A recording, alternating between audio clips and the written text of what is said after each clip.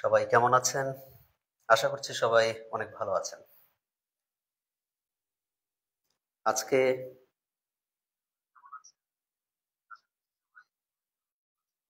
আমাদের যে আলোচনার বিষয় রয়েছে মজুত পণ্যের হিসাব রক্ষণ পদ্ধতি। সবাইকে রমজান মোবারক। আজকে প্রথম রোজা। এখন পর্যন্ত যারা জয়েন করেছেন তারা বন্ধুদের মেনশন করবেন। আপনাদের যে গ্রুপগুলো আছে সেখানে শেয়ার দেবেন।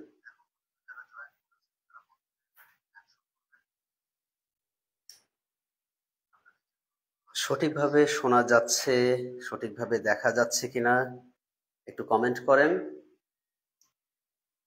তার সাথে কে কোথা থেকে দেখছেন? কে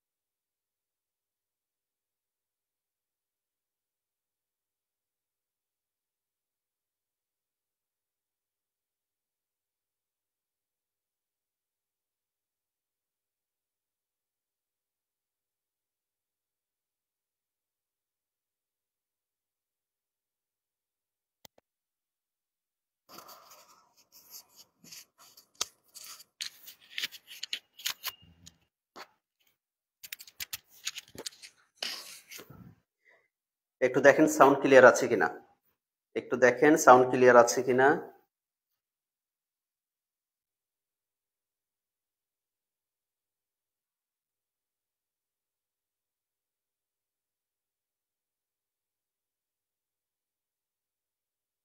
গোলাপি রয় পঞ্চগড় থেকে। রেজা সাহেব আছেন। আসসালামু আলাইকুম স্যার। ওয়ালাইকুম সালাম। এখন ঠিক আছে। ওকে, যদি ঠিক থাকে তাহলে শুরু করি। যদি ঠিক থাকে তাহলে শুরু করি। তবে বন্ধুদের মেনশন করে জানিয়ে দেন যে আজকে যে 7:30টায় ক্লাস, সন্ধ্যা 7:30টায় ক্লাস হওয়ার কথা ছিল, সেই ক্লাসটি আমাদের 11:30টায় হচ্ছে। আমাদের পেজে যারা কন্টিনিউ তারা অবশ্যই জেনে গেছে, কারণ এর আগেই আমরা প্রকাশ করেছি যে আজকে 11:30টায় ক্লাসটি হবে। জি, ওকে, তাহলে ক্লাসের মূল আলোচনায় চলে যাই। আজকে আমাদের আলোচনার বিষয় হচ্ছে মজুত পণ্যের হিসাব রক্ষণ পদ্ধতি। আমরা সবাই এই অধ্যায়ের যে একাডেমিকে লিফো ফিফোর অঙ্ক ছিল সেটা করতে খুব ভালোবাসি, খুব ভালো লাগে আমাদের এই অধ্যায়ের অঙ্ক করতে। কিন্তু এমসিকিউ করতে গিয়ে দেখা যায় এখানে কিছু জটিলতা লক্ষ্য করা যায়, এবং সঠিকভাবে এই এমসিকিউ এর আনসার অনেকেই করতে পারে না। তাদের জন্যই আজকের এই ক্লাসটি করলে এই অধ্যায়ের যে প্রশ্নগুলো আসে সেই প্রশ্নগুলো খুব সুন্দরভাবে সলভ হয়ে যাবে, এবং আমি 100% শিওর যে এই অধ্যায়ের যদি প্রশ্ন আসে তাহলে সেখান থেকে আর কোনো প্রবলেম থাকবে না। তাহলে চলে যাই মূল আলোচনায়। আমাদের আলোচনার যে বিষয়, আলোচনায় আমরা পাচ্ছি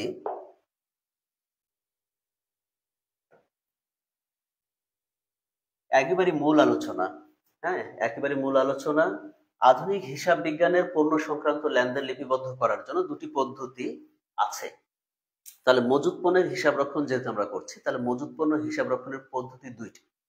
একটি হচ্ছে নিত্য বা অবিরত মজুত পদ্ধতি, একটি আমরা পাচ্ছি নিত্য বা অবিরত মজুত পদ্ধতি, আরেকটা আমরা পাই কালীন বা কালান্তিক মজুত পদ্ধতি।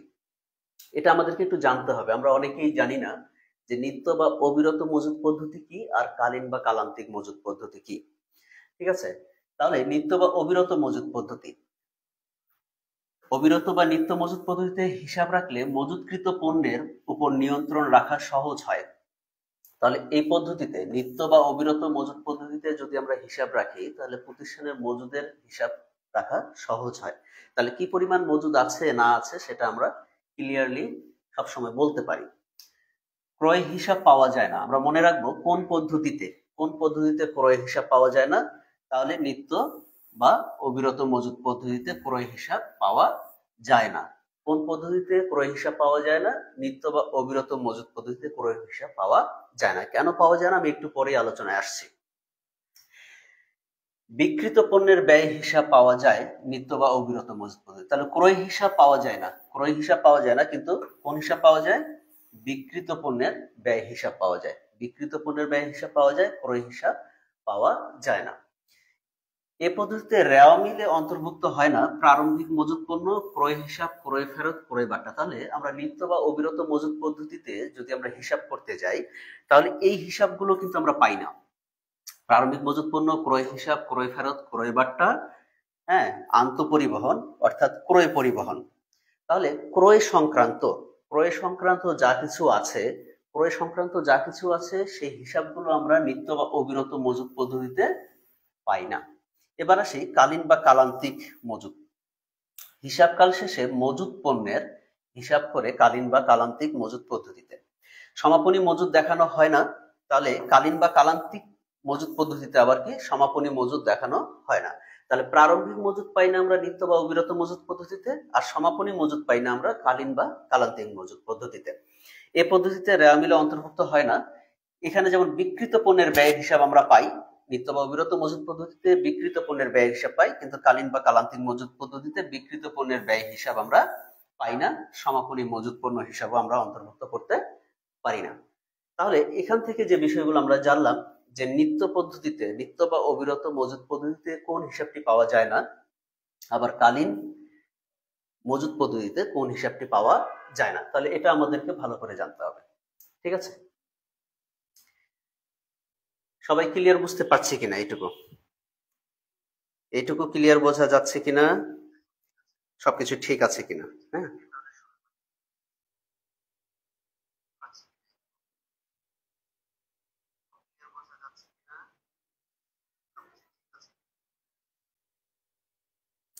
আচ্ছা, পরবর্তীতে যাই। তাহলে এবার আমি ধারণাটুকু ক্লিয়ার করতে চাচ্ছি।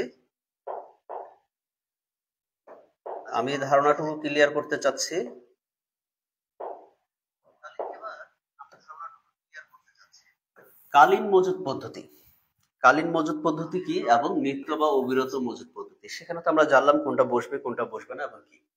আচ্ছা, আমরা স্বাভাবিকভাবে যে পদ্ধতিতে সবাই জাবেদা করেছি সেটাই হচ্ছে কালীন মজুদ পদ্ধতি, কালীন বা কালান্তিক মজুদ পদ্ধতি।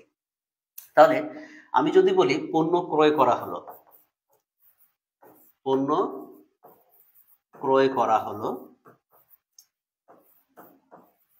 10,000 টাকা, তাহলে 10,000 টাকার পণ্য ক্রয় করা হলো। এখানে 10,000 টাকার যদি পণ্য ক্রয় করা হয় তাহলে আমরা জাবেদা কি করি? সবাই একটু ভালো করে খেয়াল করেন, আমরা জাবেদা কি করি? আমরা 10,000 টাকার পণ্য ক্রয় করা হলে আমরা জাবেদা করি ক্রয় হিসাব ডেবিট, ক্রয় হিসাবকে ডেবিট করি আমরা 10,000, আর নগদান হিসাব ক্রেডিট করি, নগদান হিসাব ক্রেডিট করি 10,000 টাকা। ঠিক আছে কিনা? তাহলে ক্রয় হিসাবকে আমরা ডেবিট করি এবং নগদান হিসাবকে ক্রেডিট করি। আমরা এই যে জাবেদাটা করি এটা কিন্তু করি কালীন মজুদ পদ্ধতিতে। আমরা সাধারণত যে জাবেদাটা আমরা করি, ঠিক আছে, তাহলে সেটা আমরা করি কালীন মজুদ পদ্ধতিতে। এখন নিত্য বা অবিরত মজুদ পদ্ধতিতে কিন্তু আমরা হিসাব রাখি না, আমরা হিসাব রাখি কালীন বা কালান্তিক মজুদ পদ্ধতিতে। নিত্য বা অবিরত মজুদ পদ্ধতিতে যদি বলা হয় যে এটির জাবেদা কি হবে, পণ্য ক্রয় করা হলো 10,000 টাকা, নিত্য বা অবিরত মজুদ পদ্ধতিতে কি হবে? ঠিক আছে, তাহলে নিত্য বা অবিরত মজুদ পদ্ধতিতে কি হবে আমরা সেটা মনে রাখবো সবসময়। একটু আগেই আমরা দেখলাম, একটু ভালো করে খেয়াল করেন, একটু আগেই আমরা দেখলাম যে নিত্য বা অবিরত মজুদ পদ্ধতিতে, দুঃখিত,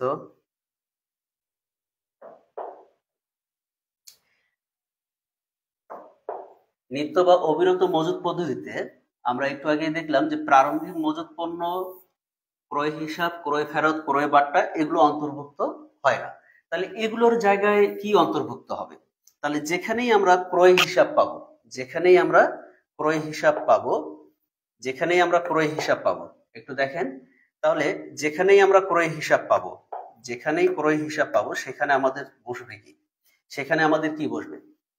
তাহলে একটু আগে আমরা যেটা পেলাম সেটা হচ্ছে ক্রয় হিসাবকে আমরা ডেবিট করেছিলাম, আর ক্রয় হিসাবকে ডেবিট করেছিলাম, নগদান হিসাবকে ক্রেডিট করেছিলাম। ক্রয় হিসাবকে ডেবিট করেছিলাম, নগদান হিসাবকে ক্রেডিট করেছিলাম। তাহলে ক্রয়ের জায়গায় আমরা কি বসাবো? ক্রয়ের জায়গায় আমরা কি বসাবো? যেখানে ক্রয় হিসাব থাকবে, ঠিক আছে, ক্রয়, ক্রয়, ক্রয় ফেরত, ক্রয় বার্তা, ক্রয় পরিবহন, ক্রয় থাকলেই আমাদের চলে যাবে মজুদ পণ্য হিসাব। ক্রয় থাকলেই চলে আসবে কি? মজুদ পণ্য হিসাব। ক্রয় থাকলেই মজুদ পণ্য হিসাব। তাহলে মজুদ পণ্য হিসাব হবে যেখানে আমরা ক্রয় হিসাব পাবো, যেখানেই ক্রয় হিসাব পাবো, তাহলে যেখানে ক্রয় হিসাব যদি ডেবিট হয় তাহলে মজুদ পণ্য হিসাব ডেবিট, নগদান হিসাব ক্রেডিট।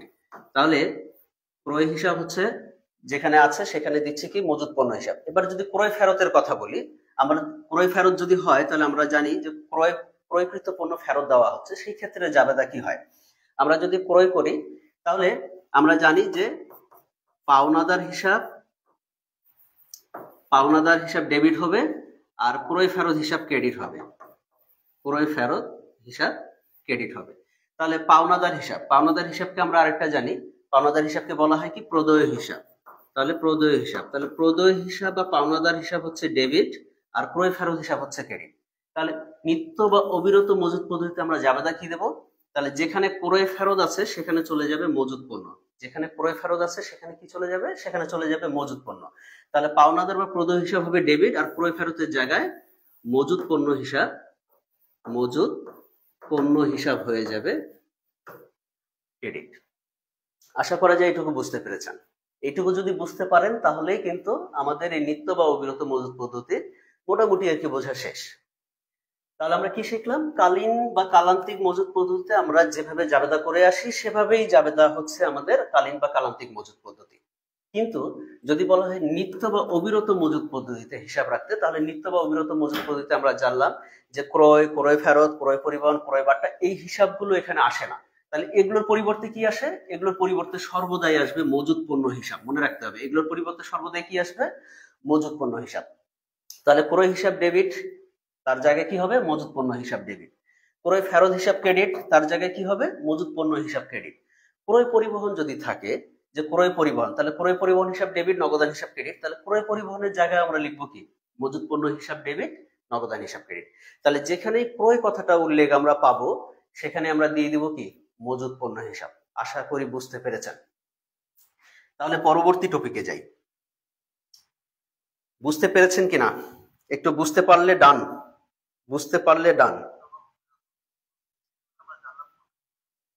যদি বুঝতে পেরেছেন তাহলে সবাই একটু ডান লিখেন।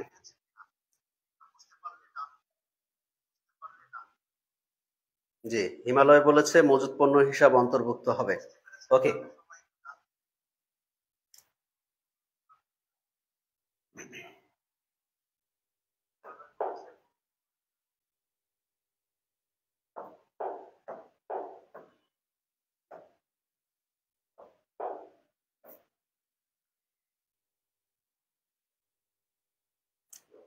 ডান, জি বুঝতে পেরেছেন। তাহলে পরবর্তী আরেকটি ইম্পর্টেন্ট টপিক, ফোভ। ফোভ এর পূর্ণরূপ কি? আমাদের পরীক্ষা আসে ফোভ এর পূর্ণরূপ কি? FOB, ফোভ। ফোভ এর পূর্ণরূপ আমরা কি পাই? Free on board. ফোভ এর পূর্ণরূপ হচ্ছে ফ্রি অন বোর্ড। তাহলে free on board. FOB shipping point বলতে কি বোঝাচ্ছে? ফোভ শিপিং পয়েন্ট বলতে কি বোঝাচ্ছে? ফোভ শিপিং পয়েন্ট যে তারিখে বিক্রেতা কর্তৃক পরিবহন সংস্থার নিকট পণ্য হস্তান্তর করা হয় সেই তারিখেই ক্রয় বিক্রয় লিপিবদ্ধ করা হয়। তাহলে যে তারিখে বিক্রেতা কর্তৃক পরিবহন সংস্থার নিকট, তাহলে আমরা একটা প্রোডাক্ট যখন বিক্রি করছি, বিক্রি করার সময় যখন আমরা কুরিয়ারের নিকট আমরা হস্তান্তর করছি তখনই ক্রয় বিক্রয় হিসাব লিপিবদ্ধ করা হয়। এখন এখানে যেটা এমসিকিউ হয় সেটা হচ্ছে ফোভ শিপিং পয়েন্ট পরিবহন খরচ ও বীমা খরচ কে বহন করে? তাহলে ফোভ শিপিং পয়েন্ট বলতে বোঝানো হচ্ছে পরিবহন খরচ এবং বীমা খরচ বহন করবে কে? ক্রেতা বহন করবে। কে বহন করবে?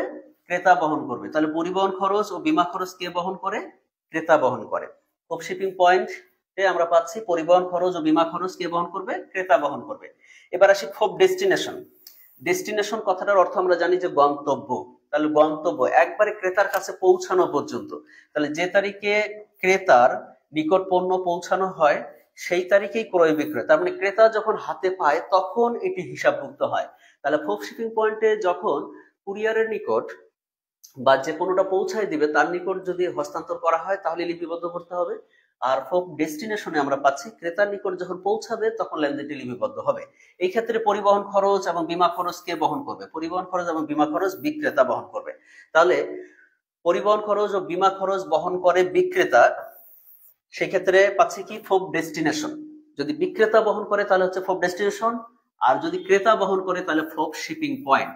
যদি ক্রেতা বহন করে তাহলে পাচ্ছি ফোব শিপিং পয়েন্ট। খুবই গুরুত্বপূর্ণ। তাহলে ফোব শিপিং পয়েন্ট অনুযায়ী পরিবহন খরচ ও বীমা খরচ কে বহন করে? ফোব শিপিং পয়েন্ট অনুযায়ী পরিবহন খরচ ও বীমা খরচ কে বহন করে? তাহলে আমরা পাচ্ছি ক্রেতা। আর যদি ফোব ডেস্টিনেশন অনুযায়ী বলা হয় তাহলে কে বহন করে? তাহলে আমরা পাই বিক্রেতা। ক্লিয়ার?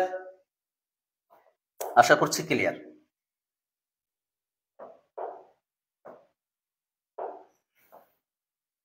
পরের টপিকে আসি। আমরা সবাই জানি যে মজুদ মূল্যায়নের কতিপয় পদ্ধতি আছে, অনেকগুলো পদ্ধতি আছে, কিন্তু আমরা সবাই করেছি কি? ফিফো পদ্ধতি করেছি, লিফো পদ্ধতি করেছি, সাধারণ গড় কেউ হয়তো বা করেছেন, হ্যাঁ, ভারযুক্ত গড় পদ্ধতি করেছি।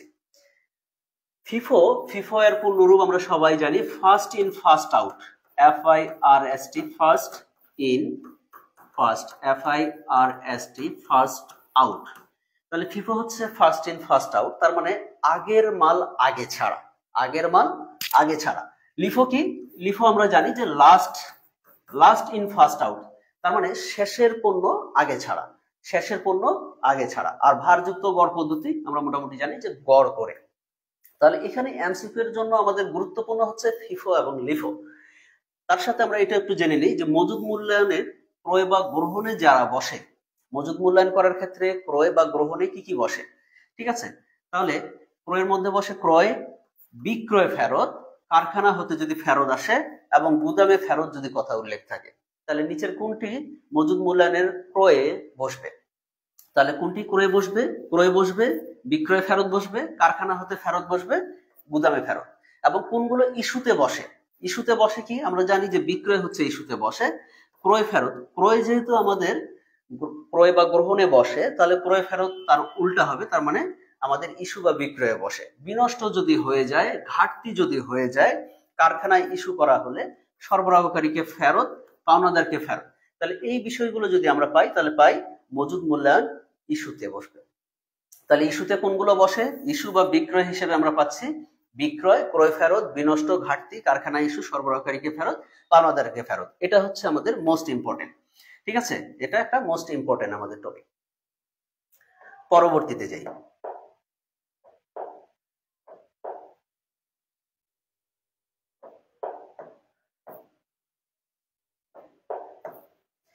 এবার দেখি হিসাব বিজ্ঞানের আমেরিকান নীতিমালা গ্যাপ।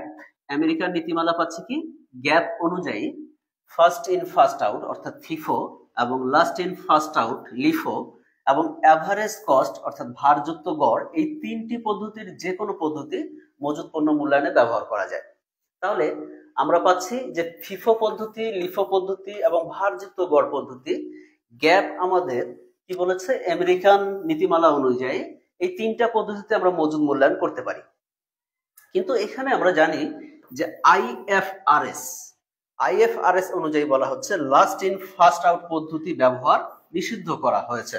তাহলে মজুদ মূল্যায়নের ক্ষেত্রে আইএফআরএস নীতি অর্থাৎ হিসাব বিজ্ঞানের, আমরা জানি আইএফআরএস এর পূর্ণরূপ হচ্ছে ইন্টারন্যাশনাল ফিনান্সিয়াল রিপোর্টিং স্ট্যান্ডার্ডস, অর্থাৎ হিসাব বিজ্ঞানের আন্তর্জাতিক যে নীতিমালা আইএফআরএস রয়েছে সেটা অনুযায়ী লাস্ট ইন ফার্স্ট আউটকে নিষিদ্ধ করা হয়েছে। তাহলে আইএফআরএস অনুযায়ী কোন পদ্ধতিতে মজুদ মূল্যায়ন করা হয় না? তাহলে সেই ক্ষেত্রে আমরা পাচ্ছি লিফো পদ্ধতিতে। আইএফআরএস অনুযায়ী কোন পদ্ধতিতে মজুদ মূল্যায়ন করা যাবে না? তাহলে সেই ক্ষেত্রে উত্তর হচ্ছে কি? লিফো পদ্ধতি। কিন্তু গ্যাপের ক্ষেত্রে, গ্যাপের পূর্ণরূপ আমরা জানি জেনারেলি অ্যাকসেপ্টেড অ্যাকাউন্টিং প্রিন্সিপালস, এর আগের ক্লাসে আমরা পড়েছি। জেনারেলি অ্যাকসেপ্টেড অ্যাকাউন্টিং প্রিন্সিপালস, অর্থাৎ হিসাব বিজ্ঞানের সর্বজন স্বীকৃত নীতিমালা। হিসাব বিজ্ঞানের সর্বজন স্বীকৃত নীতিমালা, এই হিসাব বিজ্ঞানের সর্বজন স্বীকৃত নীতিমালা গ্যাপ অনুযায়ী আবার আমরা পাই ফিফো, লিফো, ভারযুক্ত গড় পদ্ধতি, 3 পদ্ধতিতেই মজুত করা যায়। সেহেতু আমরা একাডেমিকে এই 3টি পদ্ধতি আমরা অঙ্ক পেয়েছিলাম এবং করেছিলাম। ঠিক আছে, ক্লিয়ার কিনা? তাহলে খুবই গুরুত্বপূর্ণ, আইএফআরএস অনুযায়ী কোন পদ্ধতিতে মজুদ মূল্যায়ন করা যাবে না? আইএফআরএস অনুযায়ী কোন পদ্ধতিতে মজুদ মূল্যায়ন করা যাবে না?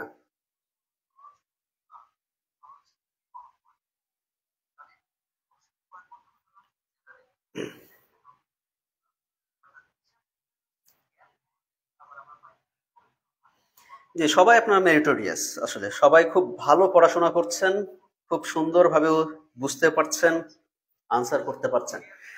তাহলে পরবর্তী টপিকে আসি। পরবর্তী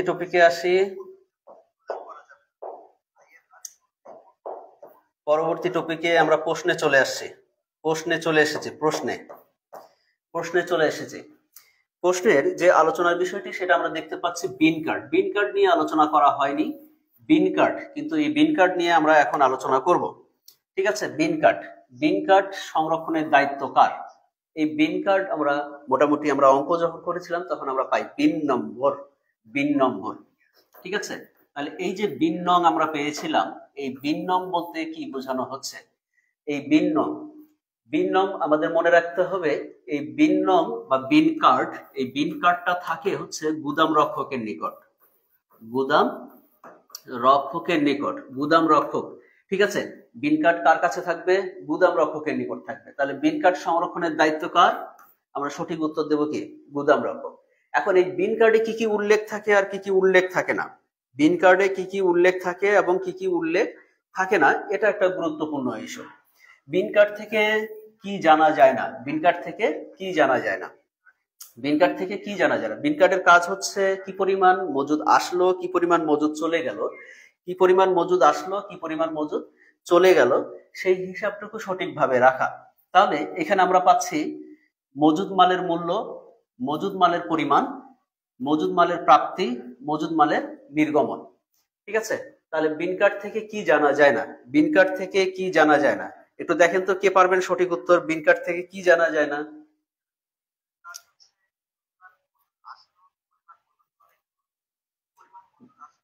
একটু দেখেন কি জানা যায় না, বিন কার্ড থেকে কি জানা যায় না?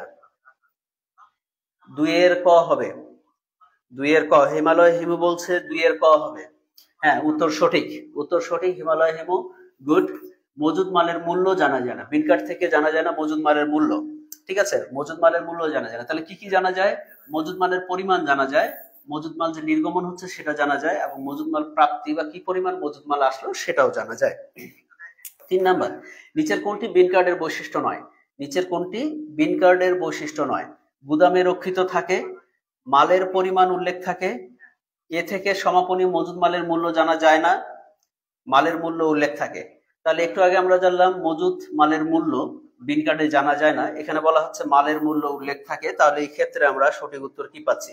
অলরেডি হিমালয় হিমু আনসার করে ফেলেছে, 3 এর ঘ হবে। ইয়েস, সঠিক উত্তর 3 এর ঘ। সঠিক উত্তর হচ্ছে 3 এর ঘ। জি, তাহলে অবশ্যই বুঝতে পেরেছেন বিন কার্ড থাকবে গুদাম রক্ষকের নিকট। এই গুদাম রক্ষকের নিকট বিন কার্ডের কাজ হচ্ছে কি পরিমাণ মাল আসলো, কি পরিমাণ মাল গেল এবং কি পরিমাণ সংরক্ষণে আছে সেই হিসাব রাখা।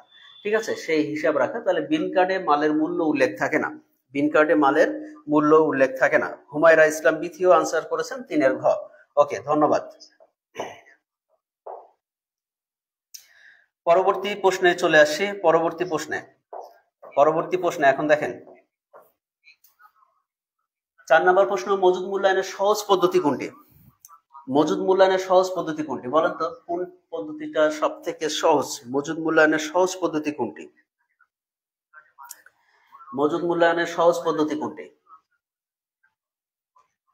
4 এর সঠিক আনসার করেন। মজুদ মূল্যায়নের সহজ পদ্ধতি কোনটি?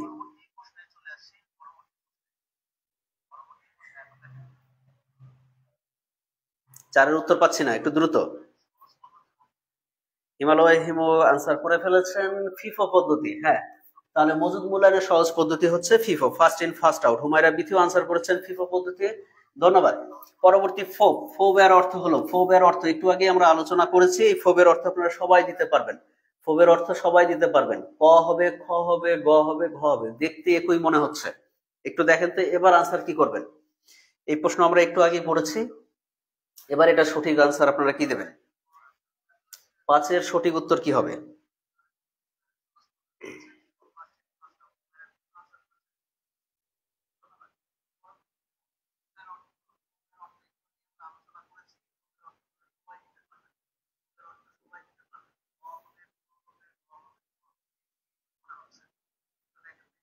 আচ্ছা, সঠিক আনসার হচ্ছে এখানে একটু আর কি, হ্যাঁ, সঠিক আনসার হচ্ছে ফ্রি অন বোর্ড।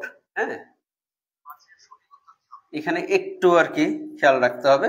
আচ্ছা, সঠিক আনসার আমি গয়ে ধরে নিলাম। সঠিক উত্তর হচ্ছে গ। পরবর্তী টপিকে আসি।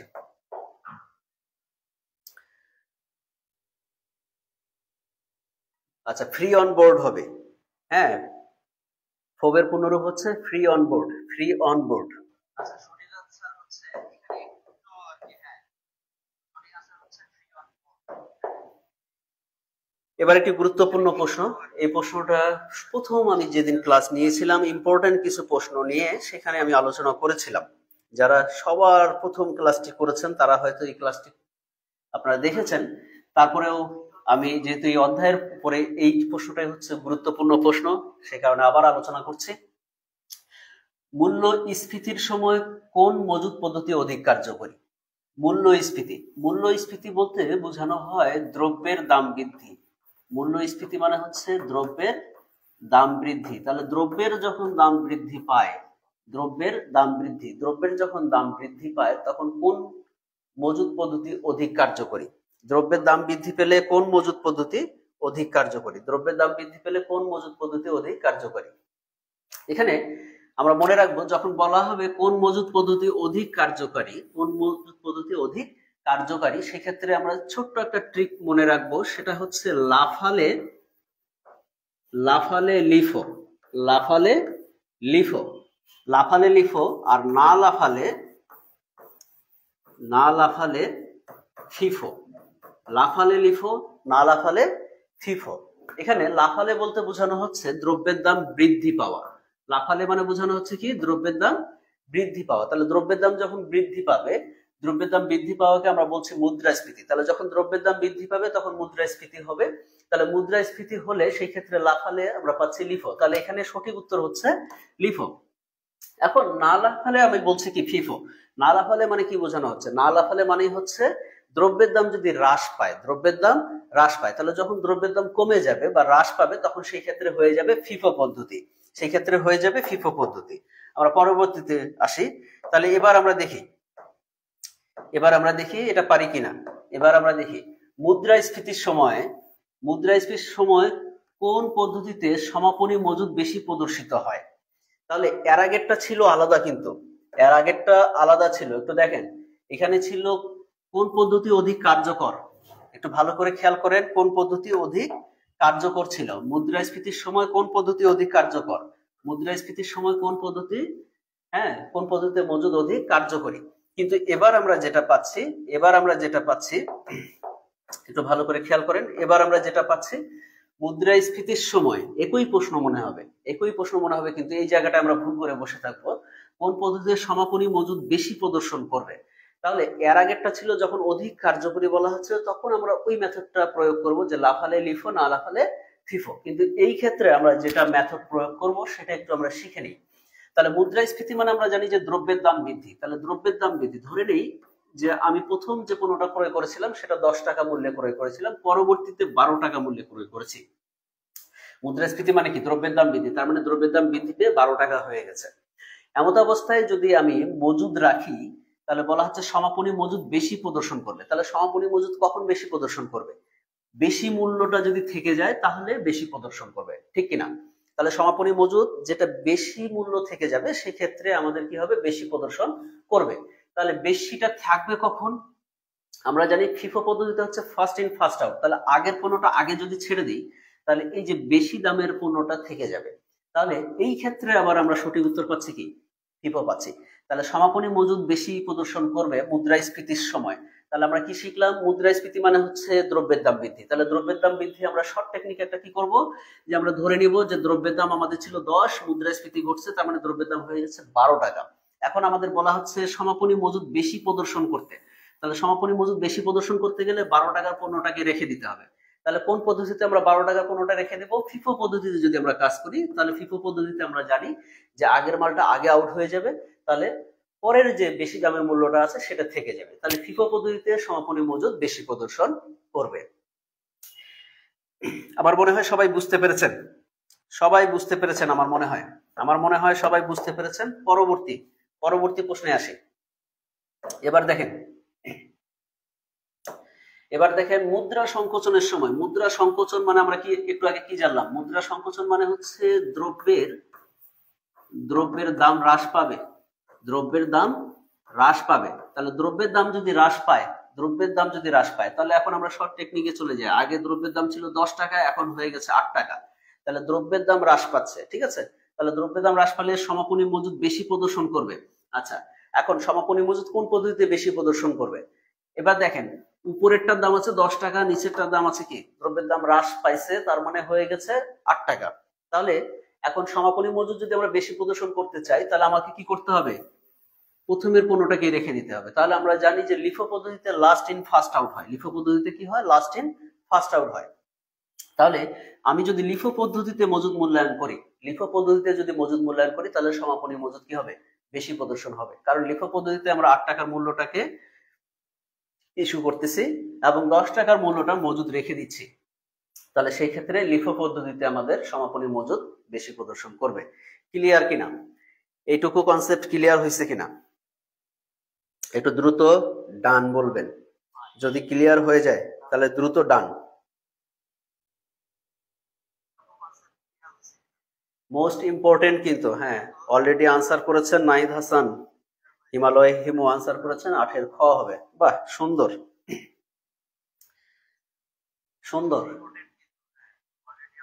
যে কয়জন আছেন সবাই ব্রিলিয়ান্ট। হ্যাঁ, নাহিদ হাসান বলেছেন ক্লিয়ার, হুমায়রা ইসলাম বিথি বলেছেন ডান। হ্যাঁ, একটু দেখেন না, একটু আরেকটু এঙ্গেজ বাড়ানো যায় কিনা, একটু বন্ধুদের আরেকটু মেনশন করা যায় কিনা, বা আপনাদের যে গ্রুপগুলো আছে সেই গ্রুপগুলোতে একটু পোস্ট করা যায় কিনা। হ্যাঁ, দেশ জাতীয় বিশ্ববিদ্যালয় এই যে ভর্তি প্ল্যাটফর্ম, এটা আপনাদেরকে ফ্রিতে এত সুন্দর সুন্দর ক্লাস দিচ্ছে কিন্তু। হ্যাঁ, এখানে এই ক্লাসগুলো করলে 100% একটা ভালো একটা ফলাফল আসবে এবং এখান থেকে প্রশ্ন আপনারা কিন্তু কমন পাবেন। কারণ অধ্যায় ভিত্তিক এখন যেভাবে ধরে ধরে পড়ানো হচ্ছে এবং যে ইম্পর্টেন্ট প্রশ্নগুলো পরীক্ষায় আসার মতো সেই প্রশ্নগুলো নিয়েই কিন্তু আলোচনা করা হচ্ছে। এই প্রশ্নগুলোই হুবহু দেখা যাচ্ছে পরীক্ষায় কিন্তু কমন থাকবে। হ্যাঁ, সেই ক্ষেত্রে আমাদের একটাই আশা যে আমাদের এই প্ল্যাটফর্মটা সারা দেশেই ছড়িয়ে পড়ুক, দেশের প্ল্যাটফর্মটি সারা দেশে ছড়িয়ে পড়ুক, সারা দেশের সব স্টুডেন্টরা যেন এই সুবিধাটা পায়। হ্যাঁ, সারা দেশের সব স্টুডেন্টরা যেন এই সুবিধাটা পায় যে হ্যাঁ, আমি ফ্রিতে একটা ক্লাস করে জাতীয় বিশ্ববিদ্যালয়ে ভালো একটি প্ল্যাটফর্মে আমি, হ্যাঁ, এই দেশের কারণে, দেশ জাতীয় বিশ্ববিদ্যালয়ে ভর্তি কোচিং এর এই অনলাইন প্ল্যাটফর্মের কারণে আমি একটা ভালো একটা সাবজেক্ট পেয়েছি এবং এই যে আমাদের যারা ক্লাস করিয়েছেন তারা খুব সুন্দরভাবে আমাদেরকে বুঝিয়েছেন, তাদের এই ক্লাস করে আমরা উপকৃত হয়েছে এবং হুবহু প্রশ্ন কমন পেয়েছে, ভালো রেজাল্ট করেছে। সেই ক্ষেত্রে একটু সবাই একটু অবশ্যই ক্লাসগুলোতে প্রতিদিন একটু চেষ্টা করবেন কিভাবে, হ্যাঁ, বন্ধুদেরকে এখানে ইনক্লুড করা যায়। জি, নিশাত মনি অলরেডি সোনিয়াকে মেনশন করেছে যে প্রতিদিন একটু বন্ধুদেরকে প্রত্যেকটা ক্লাসে চেষ্টা করবেন যে বন্ধুদেরকে এঙ্গেজ করতে। কারণ আমরা যখন ক্লাস নিতে আসবো, আমরা যদি ধীরে ধীরে দেখি যে এখানে এঙ্গেজমেন্টটা কমে যাচ্ছে, তাহলে কিন্তু আমাদের ক্লাস দেওয়ার মানসিকতা আর থাকবে না। বা এই যে দেশ জাতীয় বিশ্ববিদ্যালয়ের যে প্ল্যাটফর্ম, এরা কিন্তু সবাই ইনভেস্ট করছে এখানে, ঠিক আছে, আমরা কিন্তু এমনি এমনি ক্লাস নিচ্ছি না। হ্যাঁ, তো তারা কেন ইনভেস্ট করছে? তারা এই প্ল্যাটফর্মটাকে বড় করতে চায়, পরিচিতিটা ছড়িয়ে দিতে চায় সারা দেশে, সেটা দিতে চাচ্ছে আপনাদের মাধ্যমে। আপনাদেরকে এই সহযোগিতাটুকু করতে হবে ভালো সেবা নিতে। এখন আমরা যদি তাদের কাছ থেকে সেই সুবিধাটুকু না পাই, তাহলে আপনারাও কিন্তু সুবিধা থেকে বঞ্চিত হবেন। সেই ক্ষেত্রে অবশ্যই চেষ্টা করবেন ক্লাসগুলো বেশি বেশি করে শেয়ার করতে, বেশি বেশি করে বন্ধুদের মেনশন করে হ্যাঁ, ক্লাসে উপস্থিত রাখতে। ওকে, পরবর্তী টপিকে চলে যাই।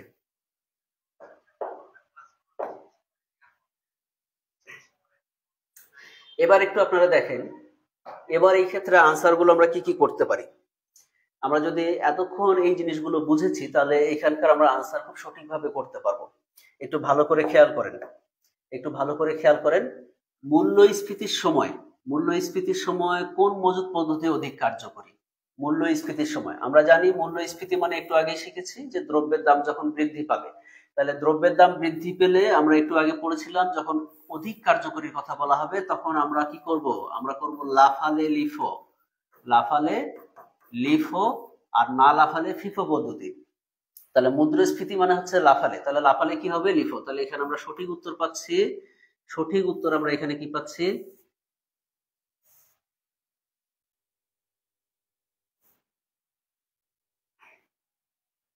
আচ্ছা সঠিক উত্তর পাচ্ছি, সঠিক উত্তর এটা বাদ দিলাম, সঠিক উত্তর আমরা পাচ্ছি লিফো পদ্ধতি।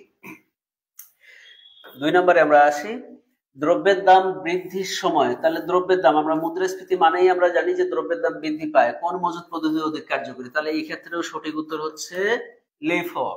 দ্রব্যের দাম ঊর্ধ্বগামী, একই কথা, দ্রব্যের দাম যদি ঊর্ধ্বগামী হয় তাহলে একই প্রশ্ন, কিন্তু দ্রব্যের দাম বৃদ্ধি পাওয়া মানে দ্রব্যের দাম ঊর্ধ্বগামী, এবং এটাকে বলা হচ্ছে মূল্যস্ফীতি, এটাকে বলা হচ্ছে মুদ্রাস্ফীতি। তাহলে এই ক্ষেত্রে আমাদের সঠিক উত্তর হচ্ছে লিফো। এই ক্ষেত্রে সঠিক উত্তর লিফো। অর্থের মূল্য হ্রাস, আমাদেরকে মনে রাখতে হবে, দ্রব্যের দাম যত বৃদ্ধি পাবে অর্থের মূল্য তত হ্রাস পাবে। দ্রব্যের দাম যত বৃদ্ধি পাবে অর্থের মূল্য ততই হ্রাস পাবে। দ্রব্যের দাম যতই বৃদ্ধি পাবে অর্থের মূল্য ততই হ্রাস পাবে। তাহলে এই ক্ষেত্রেও তখন আমাদের সঠিক উত্তর হচ্ছে লিফো। তার মানে এই চারটা যে কথা আছে এখানে, দ্রব্যের দাম বৃদ্ধি, দ্রব্যের দাম ঊর্ধ্বগামী এবং অর্থের মূল্য হ্রাস, মূল্যস্ফীতি, মুদ্রাস্ফীতি, তাহলে এই সকল ক্ষেত্রে একই কথা। তাহলে আমরা সঠিক উত্তর পাচ্ছি লিফো।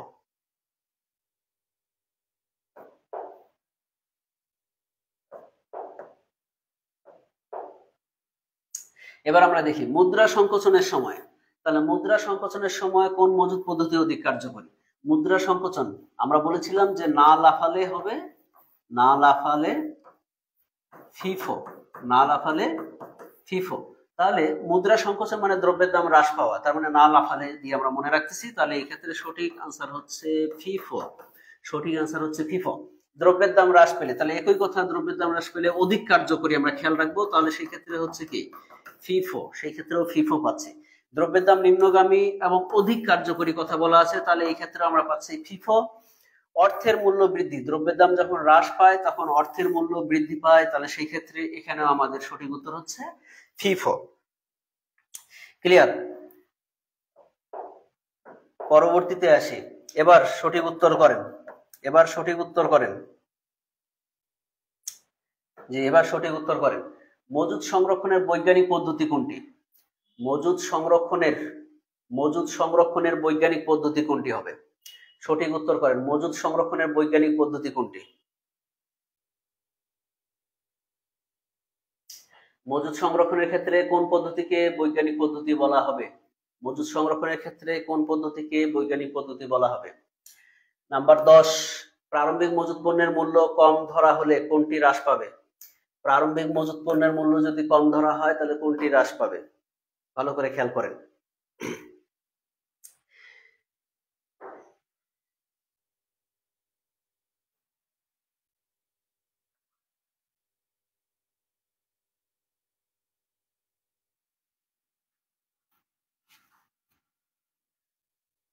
আচ্ছা, আপনারা সবাই আনসার করে ফেলেছেন অলরেডি। হিমালয়, হিমু, বিথি। আচ্ছা, মজুদ সংরক্ষণের বৈজ্ঞানিক পদ্ধতি গড় ক্রয় মূল্য পদ্ধতি। আচ্ছা, পরবর্তীতে দেখি 10 নাম্বারে আমরা পাচ্ছি প্রারম্ভিক মজুদ পণ্যের মূল্য কম ধরা হলে, প্রারম্ভিক মজুদ পণ্যের মূল্য কম ধরা হলে কোনটি হ্রাস পাবে? প্রারম্ভিক মজুদ পণ্যের মূল্য কম ধরা হলে কোনটি হ্রাস পাবে? প্রারম্ভিক মজুদ পণ্যের মূল্য কম ধরা হলে কোনটি হ্রাস পাবে? একটু ভালো করে খেয়াল করেন তো, প্রারম্ভিক মজুদ পণ্যের মূল্য কম ধরা হলে কোনটি হ্রাস পাবে? হ্যাঁ, এখানে বলা আছে সম্পদের পরিমাণ। না, প্রারম্ভিক মজুদ পণ্যের সাথে সম্পদের কোনো সম্পর্ক নেই। আমরা জানি যে প্রারম্ভিক মজুদ পণ্য এক প্রকার প্রত্যক্ষ খরচের হিসাব, ঠিক আছে? প্রারম্ভিক মজুত পণ্য আমাদের মোট মুনাফা নির্ণয়ে ব্যবহৃত হয়, আর কোথাও না। প্রারম্ভিক মজুত পণ্য মোট মুনাফা নির্ণয়ে ব্যবহৃত হয়, তাহলে নিট মুনাফার পরিমাণ না, নিট মুনাফা নির্ণয় প্রারম্ভিক মজুত পণ্য আমাদের যায় না, তবে মোট মুনাফা থেকে নিট মুনাফা নির্ণয় হতে পারে। মালিকানা সত্ত্বের পরিমাণ না, এখানেও কাজ নেই। তাহলে বিক্রিত পণ্যের ব্যয় নির্ণয়, বিক্রিত পণ্যের ব্যয় নির্ণয় আমরা জানি যে প্রথমেই প্রারম্ভিক মজুত পণ্য বসে। বিক্রিত পণ্যের ব্যয় নির্ণয় প্রথমেই প্রারম্ভিক মজুত পণ্য আমাদের বসে। তাহলে প্রারম্ভিক মজুত পণ্যের মূল্য যদি কমে যায় তাহলে বিক্রিত পণ্যের ব্যয়ের পরিমাণ কম হবে। প্রারম্ভিক মজুত যদি কমে যায় তাহলে বিক্রিত পণ্যের ব্যয়ের পরিমাণ কম হবে। ধন্যবাদ জানাচ্ছি হিমালয় হিমুকে যে এই প্রশ্নের উত্তরটিও সে সঠিকভাবে করেছে। নাইদ হাসান প্রশ্নের উত্তরটি সঠিকভাবে করেছে। জি, প্রশ্ন দেওয়ার আগে আপনারা উত্তর করে ফেলছেন, খুব সুন্দর। হ্যাঁ, খুবই ভালো পড়াশোনা করছেন, এভাবে চালিয়ে যান, অনেক ভালো কিছু করবেন, অনেক ভালো কিছু করবেন আশা করা যায়। জি, আচ্ছা, পরবর্তীতে আর একটু দেখি।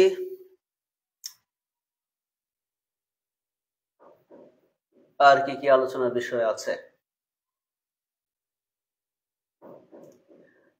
ও, ধন্যবাদ। তাহলে এই প্রশ্নগুলোই আমাদের ছিল। আজকের ক্লাসটি মোটামুটি আমরা শেষ করে ফেলেছি। সবাই সাথে থাকার জন্য আবারও ধন্যবাদ জানাচ্ছি। যে হ্যাঁ, খুব সুন্দর একটি যে ইম্পর্টেন্ট বিষয়গুলো ছিল এই অধ্যায়ে সেগুলোর উপরে আমরা ক্লাসটি কমপ্লিট করলাম। খুবই সহজ মজুত পণ্যের হিসাব রক্ষণ পদ্ধতি, কিন্তু যে প্রশ্নগুলো আছে আমাদের, যে প্রশ্নগুলো আছে আমাদের সেই প্রশ্নগুলো আমাদের খুবই ইম্পর্টেন্ট এবং এখান থেকে প্রশ্ন অবশ্যই আসবে এবং খুব সুন্দরভাবে আপনারা ক্লিয়ার করেছেন, প্রশ্নের উত্তর সঠিকভাবে দিয়েছেন। সবার জন্য শুভকামনা থাকলো। আজকের মতো বিদায় নিলাম।